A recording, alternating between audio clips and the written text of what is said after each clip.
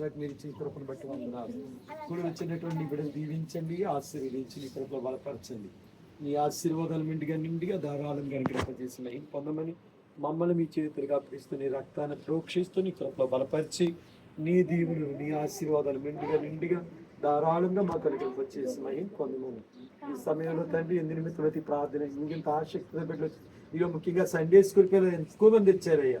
ఇలా అందరినీ దీవించండి, మంచిగా రెగ్యులర్గా వచ్చి మంచి మేలులు భవిష్యత్తులో మంచి భవిష్యత్తు సంతపురం దయచేయండి. ఇక్కడ జరగబోయే కోరిక అంతట్లో వినండి. యేసు నామమున అడుగుచున్నాము పరమ తండ్రి, ఆమేన్. చెప్పండి ఆమేనని. ఆమేన్. స్తుతిగాన మహిమంతయు యేసుకే చెల్లించెదము, స్తుతిగాన మహిమంతయు మన యేసుకే చెల్లించెదము.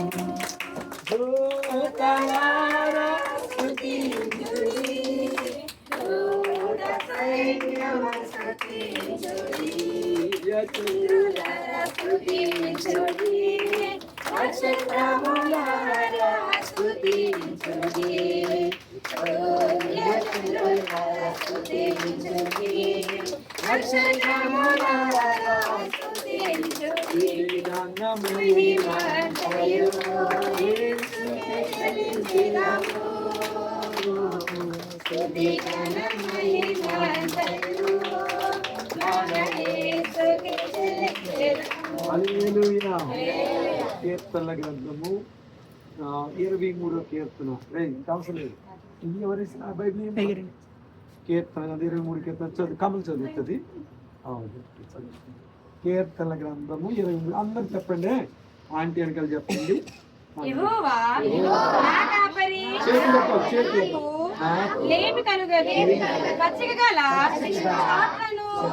ఆయన నన్ను అరుణ చేయుచున్నాడు, శాంతికరమైన జలముల యొద్ద నన్ను నడిపించుచున్నాడు, నా ప్రాణములకు ఆయన నేర్పించుచున్నాడు, తన నామమును బట్టి నీతి మార్గములలో నన్ను నడిపించుచున్నాడు.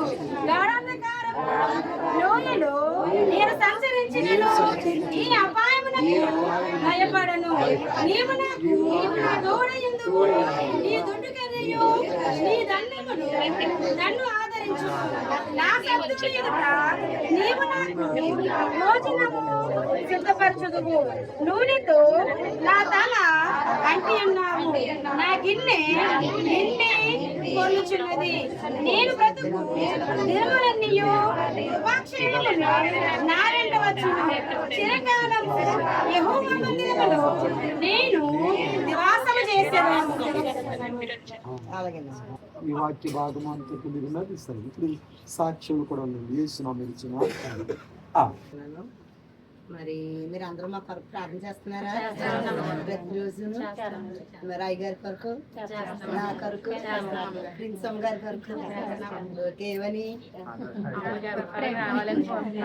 దేవుడు మీ అందరు ప్రార్థన ఆలకించాడు. మరి ప్రిన్స్ అమ్మని అలాగనే డాక్టర్ గారిని జ్ఞాపకం చేసుకొని దేవుడు గర్భఫలాన్ని ఇచ్చాడు.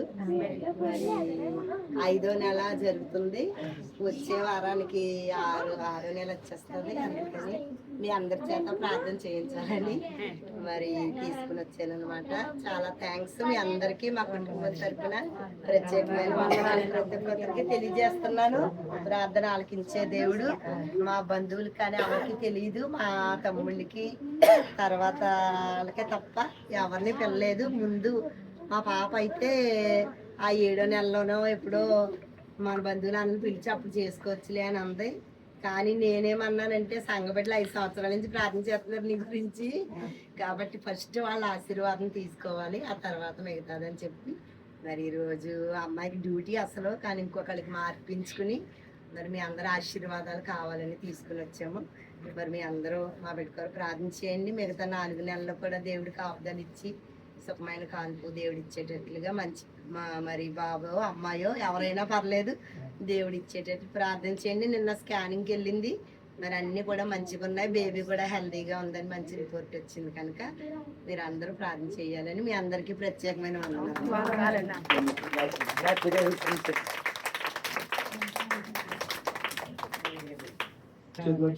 చెప్పే మాట చెప్పండి.